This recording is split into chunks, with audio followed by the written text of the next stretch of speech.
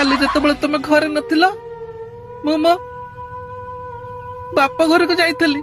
ତାଙ୍କର କାଲି colour bird chicken ତରକାରୀ ହେଇଥିଲା। ମୁଁ ଦେଖିକି ସହି ପାରିଲି ନାହିଁ। 1.5 ଥାଳି ଖଣ୍ଡେ ଭାତ। ତମେ ଭିତରେ ଆଇଁଷ ବାଡି ଦେଇଛ? ହଁ, କିନ୍ତୁ ଆସିଲା ପରେ ମୁଁ ଭଲ କରି ଗୁଡାକରେ ଦାନ୍ତ ଘଷି ଦେଇଛି।